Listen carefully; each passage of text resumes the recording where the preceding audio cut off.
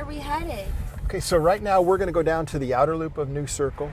It's an area of Lexington that had seen its fair share of accidents. The speed limit on much of New Circle is 55 miles an hour, but it's not hard to spot speeding drivers. It's heavier traffic. Lexington Police Lieutenant Chris Van Brackle has worked in safety and traffic enforcement for more than 20 years.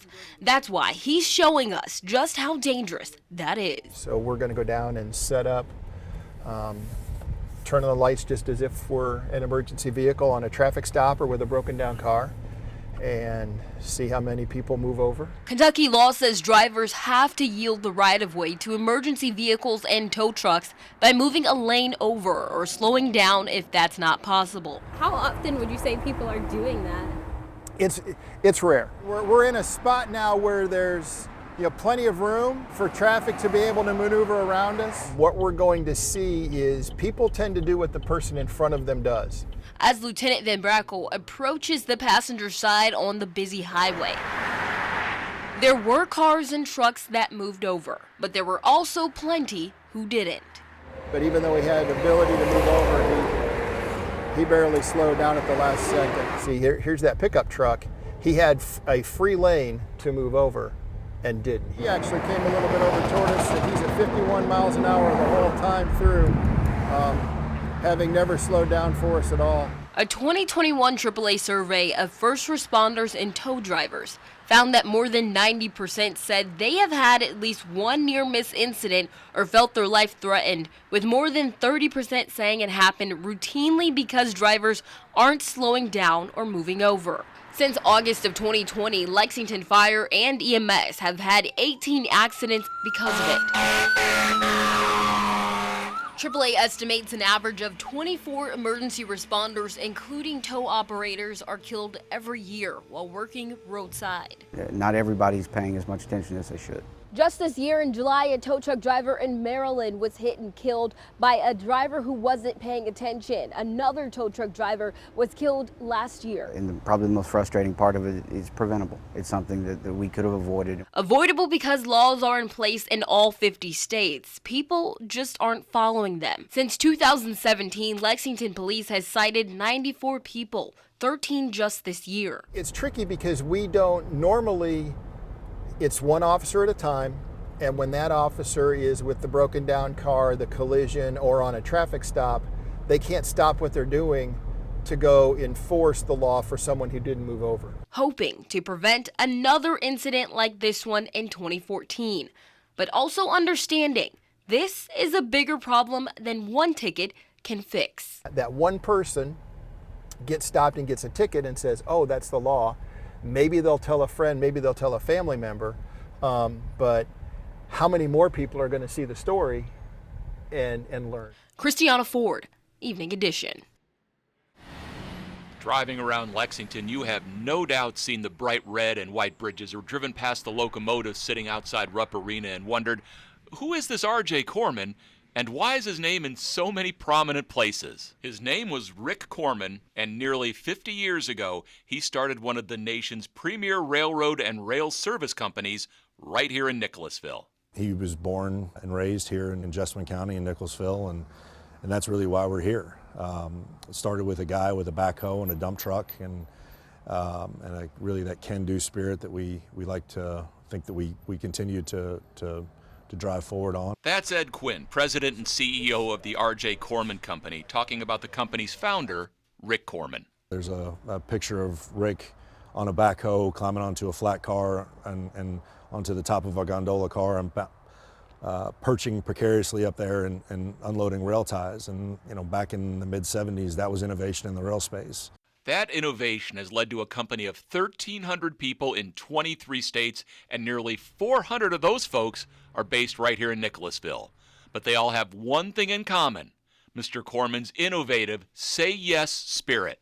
I always like to say that if you have an issue, we're the ones you want to call, and we continue to show up, and we can answer bids and we fill out bids, but whenever there's something difficult, this is the kind of company that we have the people here that can help solve difficult problems. The Corman Company's work after Hurricane Katrina helped solidify its reputation nationally. We went down to Katrina, walked the track, put together a plan, and we're in charge of rebuilding that track. We were done.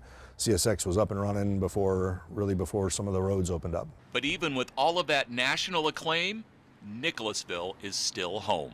Whenever you're driving along Highway 27, you know you are in Nicholasville when you see these big red R.J. Corman locomotives. For me, it always puts a little smile on my face whenever I see them. You know, it's a symbol of a terrific company that started right here in Nicholasville. It's a company that's had a long past and a great future. Rick was a big proponent of leading a healthy lifestyle, knew that an ambulatory care facility was important for this area, and when they were looking to build it, he wanted to help, and that's how it came about. We're very proud to be here in Nicholasville, and we're very proud to be in Central Kentucky.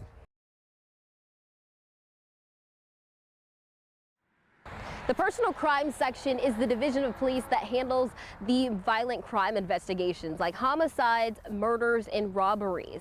And from our conversations with them, we have learned that the staff shortages aren't really impacting them. What's really impacting them is the mental toll of the increase in violence.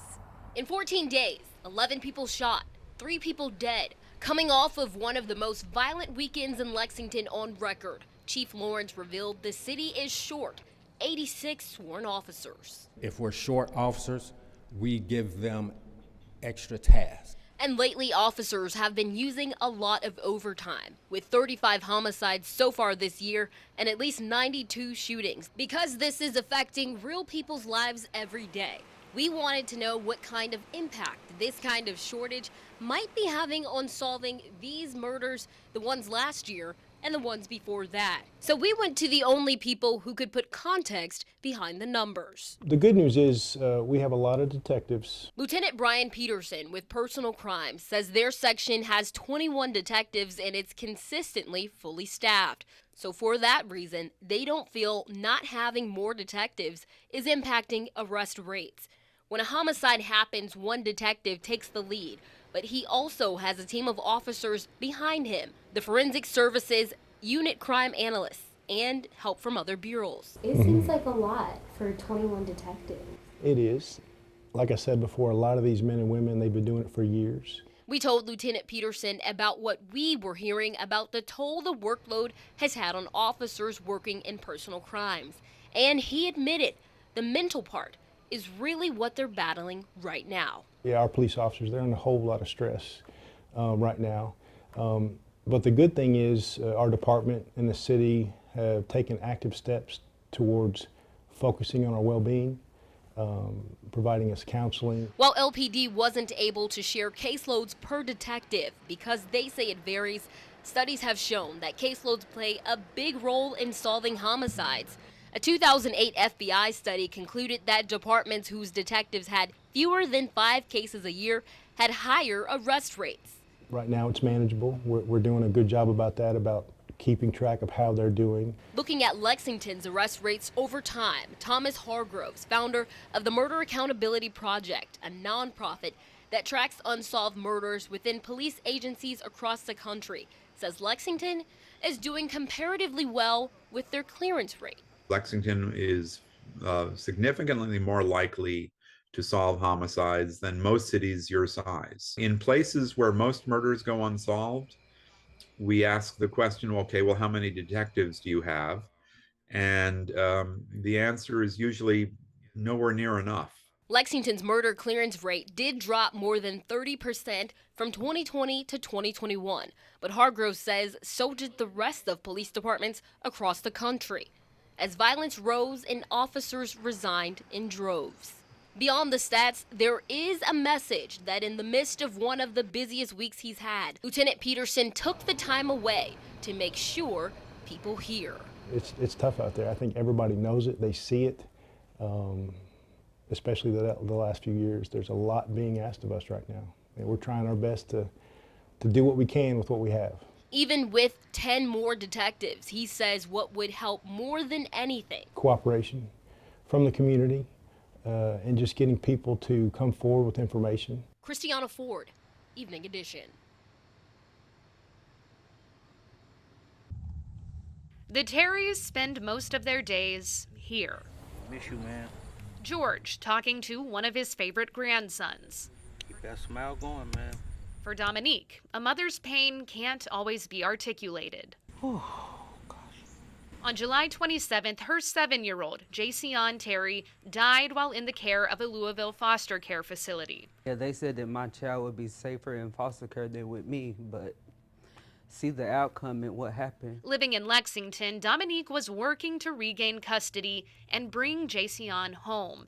When she learned of his passing, she knew there was more to the story. And I just knew that somebody did something to my son. Her mother's instinct proved correct. Yesterday, a Jefferson County coroner deemed Jayceon's death a homicide by positional asphyxia. Yeah, he was strangled. An outcome more painful than she could have imagined, an outcome she didn't see coming until it was on the front page. Well, my daddy's sister called and told us the headline that was on the Louisville News. So when I went and checked, that's exactly what it was. No phone call, no nothing. I haven't even got the autopsy like I was supposed to get.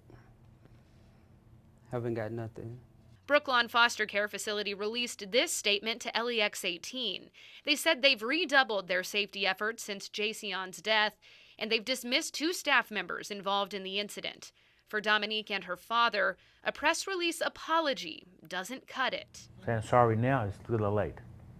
You didn't say sorry when it happened or in no communication at all to comfort us at our time of needs, or saying us sorry by phone, or letting us personally saying I'm sorry.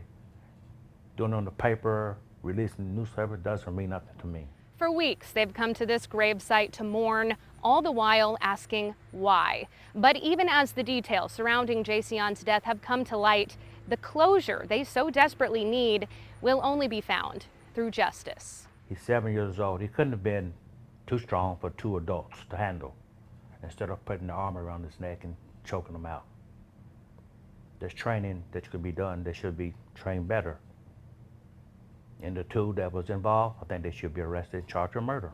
Jayceon, forever 7, his family grieving a loss they say should never have happened. Justice for you soon. In Lexington, Megan Mannering, LEX 18 News.